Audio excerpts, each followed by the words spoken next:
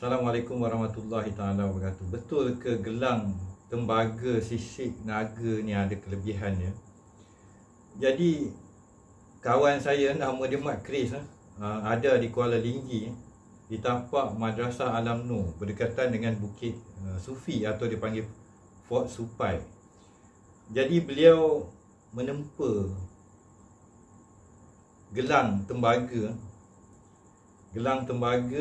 daripada Linggi. Jadi harga promosi lah bagi sahabat dan sidang penonton channel seadanya. Bagi yang berminat boleh hubungi saya dan saya akan berikan nombor telefon bersama dengan kod harga promosi kepada sahabat saya Mat Chris atau Muhammad Rafal yang sekarang berdiam di Madrasah Alam Nur Kuala Linggi berdekatan dengan Fort Supai.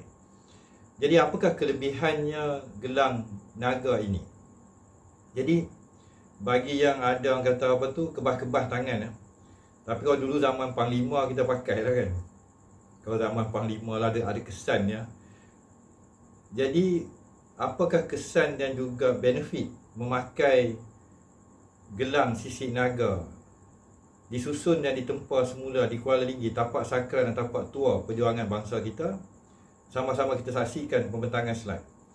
Bagi yang berminat, sekali lagi harga promosi saya akan berikan nombor langsung kepada yang menempa, dapat juga kotak hadiah dan juga harga promosi hanya daripada channel seadanya melalui sahabat saya Mat Chris di Kuala Linggi. Tapak lama juga saya pernah tapak situ satu zaman dahulu di dalam jejak warisan.